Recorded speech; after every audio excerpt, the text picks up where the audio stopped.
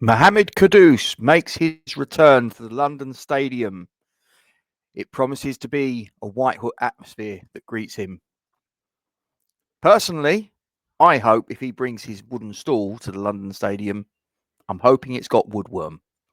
Let's get stuck into it, ladies and gentlemen. Thanks for joining us. You've got a comment section below.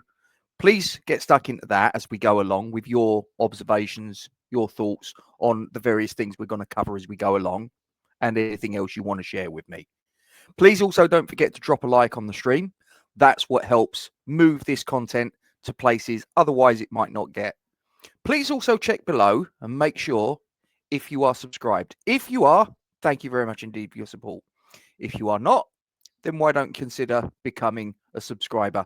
Rest assured, it doesn't cost you a copper coin, and we do not keep any of your data sensitive information. It takes literally a click of the mouse, so no effort and no time at all. Helps to grow the channel. Last time I looked, in the last 28 days, there was approximately 58% of the viewership in that time that were not subscribed to the channel. We'd like to move that number down, and our subscriber numbers, which last time I looked are at 1566, move that upwards. We can all do this together. We're one West Ham family.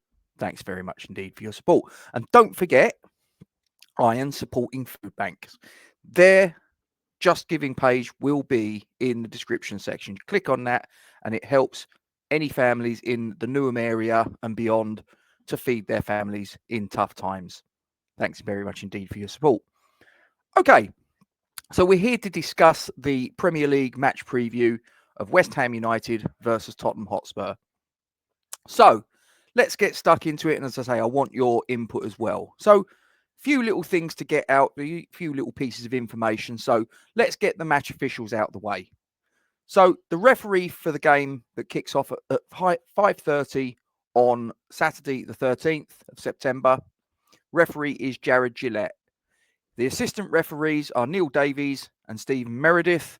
The fourth official is Robert Jones. The VAR is John Brooks, and the assistant VAR is Natalie Aspinall. So I think it's fair to say that our start to the season has been rather sluggish. We obviously had 2 league defeats against Sunderland and Chelsea, and then obviously the League Cup exit away at Wolves. Good news was that in our last outing, we managed to get a very good 3-0 away victory against Nottingham Forest, who have since sacked their manager and replaced him with the former Tottenham manager, Ange Postecoglou. Tottenham, meanwhile, started life under Thomas Frank, the former Brentford manager, started things quite well. In their first 2 games, they picked up maximum points, 3-0 at home against Burnley and 2-0 away at Manchester City. So 2 games in, they were sitting 6 points out of 6.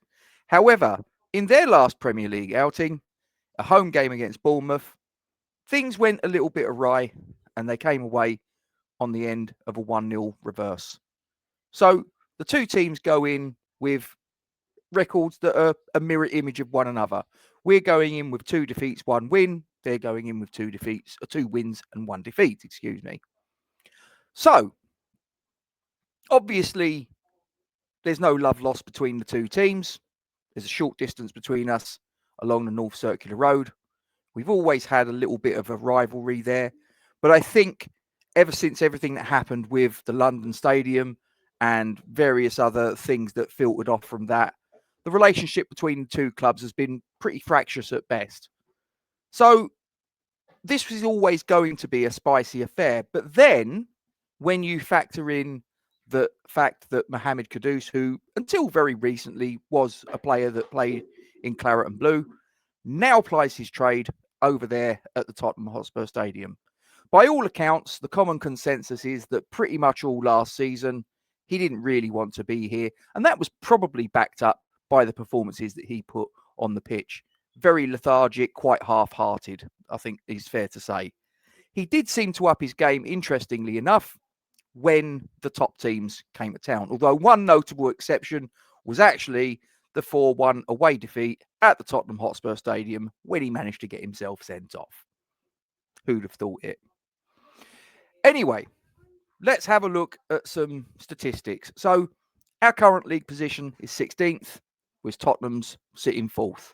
As I say, we have 1 win, 2 defeats. They have 2 wins, 1 defeat. They've scored 5 goals. We've scored 4. And the average goals per match for us is 1 goal. They've got 2 goals on average. Whereas the goals conceded per match is slightly worse for us. Our average goals conceded is 3. XG for us is 3.71 and theirs is 3.62. If you like these stats, if you don't, whatever. Clean sheets, we've got 1, they've got 2. It's still early days. There's still a lot of things that can move, that can change, and flex, whatever. Obviously, they've strengthened in the summer. We've strengthened in the summer. Made an interesting signing a couple of days ago in the return of Lucas Fabianski. It's like he's never been away. So, let's get into a few interesting little bits of information that you might need to know ahead of the game. In our last 6 meetings, it's pretty much even. Well, it's not pretty much even, Stephen. It is even, Stephen. We've won 2, we've drew 2, and we've lost 2. So it's an even spread of results. Now, as far as team news is concerned, the Tottenham Hotspur team, the injury list is a little bit more to go through. But so I'll start with us. We've pretty much only got the one absentee that is definitely confirmed, which is Luis Guilherme with a fractured collarbone. Nicholas Füllkrug, at the time I recalled this, he obviously had to sit out the Germany game with a calf problem. Whether it will be enough to keep him out of the matchday squad remains to be seen. Personally, I think given the performance away at Nottingham Forest from Callum Wilson, I think it would be rather unfair if Callum Wilson found himself on the substitutes bench. But that's a little decision that Graham Potter's got to weigh up and evaluate for himself. Crysencio Summerville obviously came on in that game against Nottingham Forest, came on to great effect. Turned the game in that last 8 minutes from 0-0 to 3-0 victory in the blink of an eye. With pace, power, attacking intent. Got the defenders backpedaling and panicking. That's really, it's no surprise. A little bit of pace and the defenders really are not quite. They're 6s and 7s. Anyway, let's have a little look at the Tottenham Hotspur news. Xavi Simons could make his debut, and Randall Kolo Muani could also get some minutes at the London Stadium. He arrived on deadline day. A doubt for the match is Dominic Solanke. He's got an ongoing knee injury. But Mohammed Kudus, yes, it's him.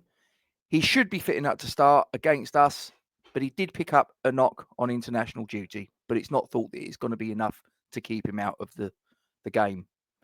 However, some players that will be missing are Radu Dragusin, James Maddison, Dejan Kulusevski, and Kota Takai. They are all out of the game completely.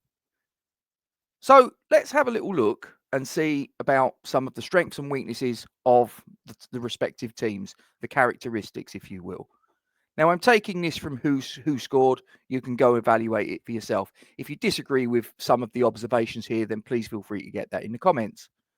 Now, as far as our strengths are concerned, it's a pretty short list. However, we're listed down as we are very strong at creating long shot opportunities. Tottenham, conversely, are very strong at attacking down the wings and are also strong at creating chances using through balls, creating chances through individual skill, and protecting the lead once they've obtained it. If we're going to look at weaknesses now, our weaknesses are finishing scoring chances, defending counter-attacks, defending against skillful players, and protecting a lead. We're also considered very weak, this will come as no surprise to you, in defending set pieces and defending against attacks down the wings. If you look at the games that we played in the Premier League where we've been beaten, and beaten quite heavily against Sunderland and Chelsea, that's probably no surprise to you. As far as Tottenham's weaknesses are concerned, they're considered weak also at defending set pieces. So if we can get our set piece game going, perhaps maybe we can have some joy with that. They're also considered weak at defending against long shots and against avoiding individual errors. They're also considered very weak, in avoiding fouling in dangerous areas. I'm guessing that's probably Christian Romero's probably a big culprit of that. And they're also considered very weak in stopping opponents from creating chances. Now, these are facts that I'm pretty sure that Graham Potter and the West Ham coaching team will be acutely aware of. So how does Graham Potter go about formulating an 11 and substitutes over a 90-minute game to maximise our strengths, minimise our weaknesses, and then conversely look to nullify Tottenham Hotspur? So that's a conundrum for Graham Potter to come up with. I'm not a football manager. That's his job to sort out.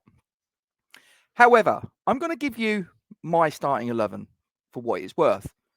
This is the 11 that I would pick if I was West Ham United manager. Whether it's what Graham Potter ultimately goes with remains to be seen. But I don't think I'd be changing back to a back five or back three, call it what you want. I'd be sticking with a back four. The goalkeeper for me would be Mads Hermansen. He kept a clean sheet against Nottingham Forest. True, they didn't really threaten too much, but I think it would be quite harsh to drop him on the back of a clean sheet and an away victory. So Mads Hermansen, for me, stays in goal. I also think the same thing of Kyle Walker-Peters.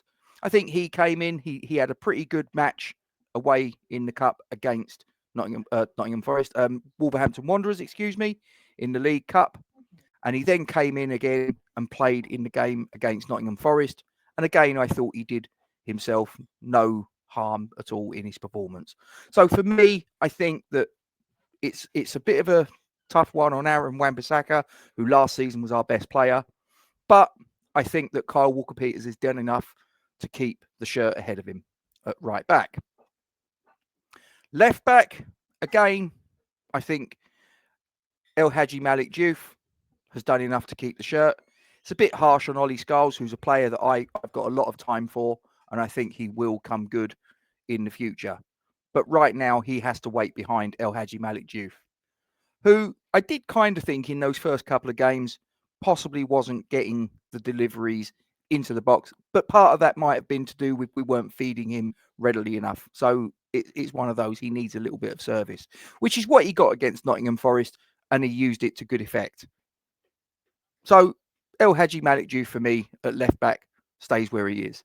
Now, again, centre back, I also think that Konstantinos Mavropanos, now say what you want about him, he's not Franz Beckenbauer and never will be.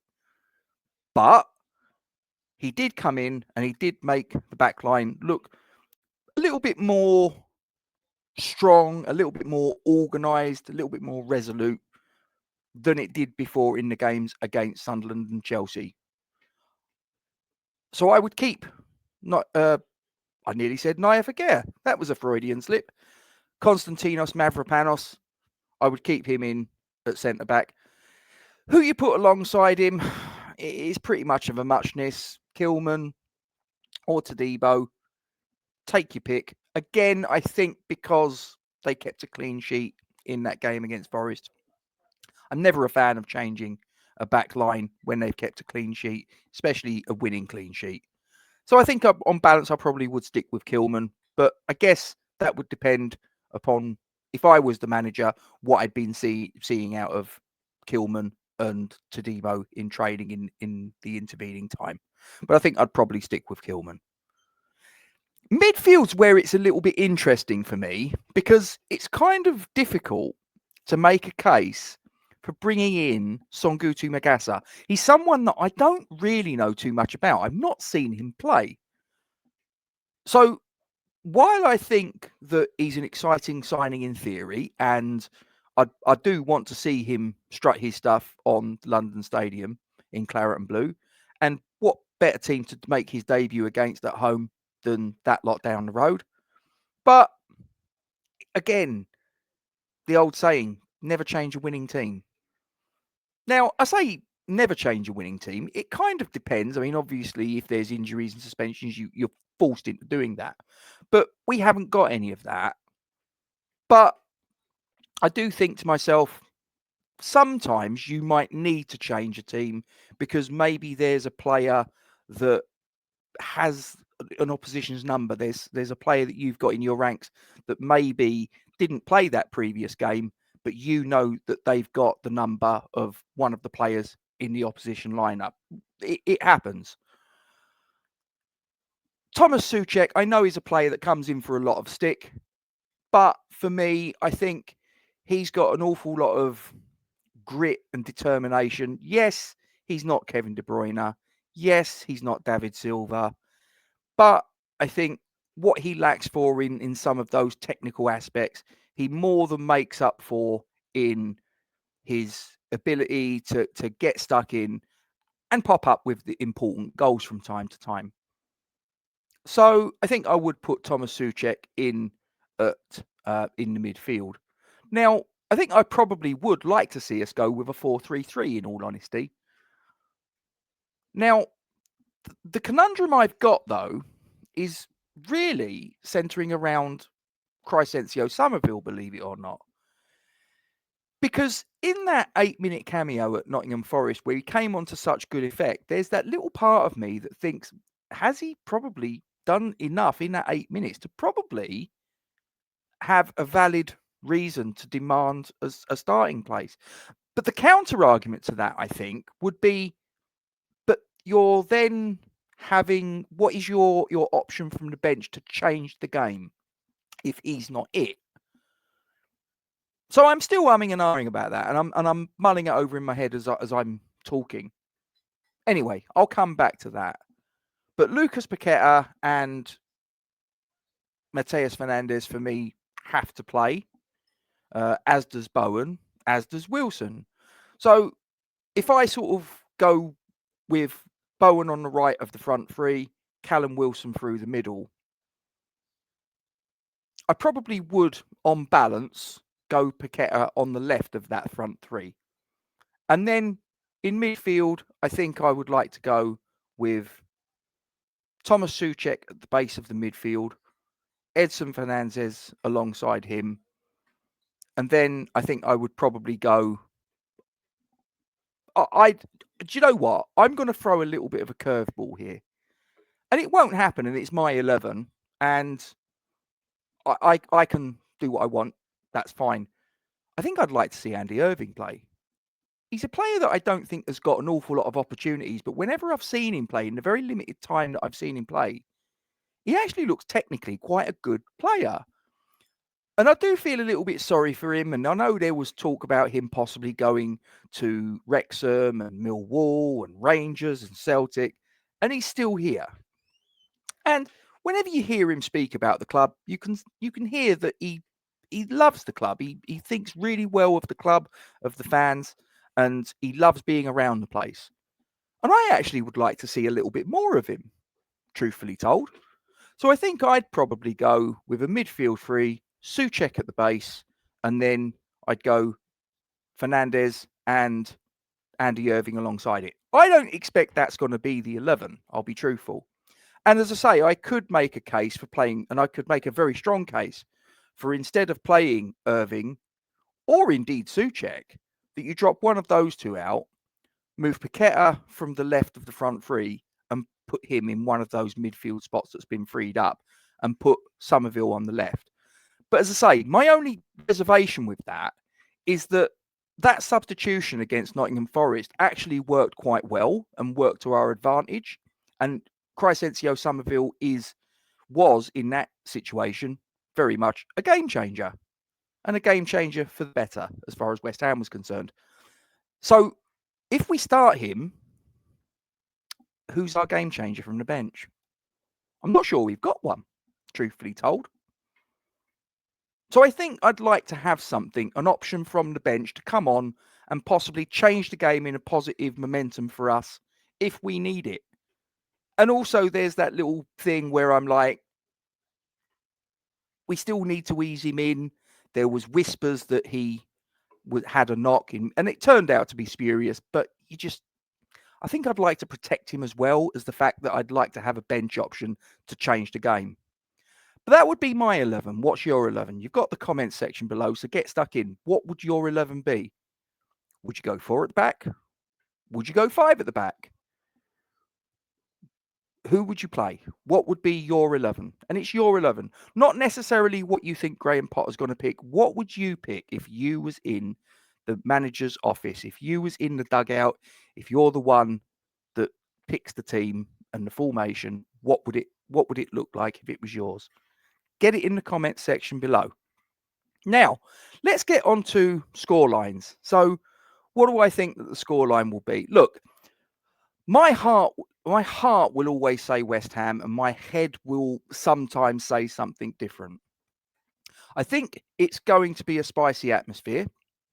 I think it's going to be quite a bit of venom and bitterness floating around London Stadium, which could mean that the atmosphere and the noise in the stadium, which I think most West Ham fans have a little bit of a problem with. A lot of the comments about London Stadium, and their justified comments, are that the atmosphere is quite stilted. It's quite flat. I'm not quite sure that's going to be the case tomorrow. It's a 5:30 kickoff, so there'll be plenty of opportunity for fans on both sides to have gone to a local establishment and had a couple of adult beverages to relax them a little bit.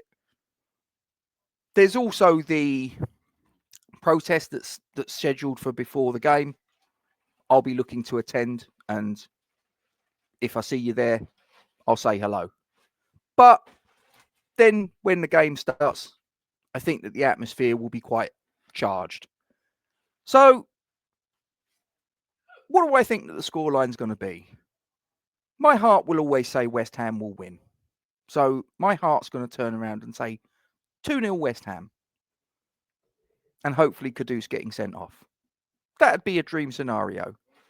But my head says that this will be a Tottenham team that will be up for the challenge. They always are, let's be honest. When they turn up at London Stadium, they always just manage to find an extra gear. Whether it's going to be enough remains to be seen. So while my heart says 2-0, I think my head's going to be a little bit more even-handed, and probably I'm going to say it'll be a 1-1 draw. But what do you think? You've got a comment section below. Get stuck into it. But the key player for West Ham United, as far as I'm concerned, is going to be Lucas Paquetá. I think he played like a man possessed against Nottingham Forest. Mateus Fernandes had a great debut, but I do think that Lucas Paquetá was on top form. And when you look at what he's been doing in the first team for West Ham, scored the goal against Chelsea, scored a goal away against Wolves, scored a goal in the game against Nottingham Forest. He scored for Brazil in the international break. He's playing like a man that now has the weight of the world off of his shoulders with what he's had to deal with in the last 2 years. He's now playing with a freedom that we haven't seen in these past 2 years. For me, Lucas Paquetá is going to be our key player.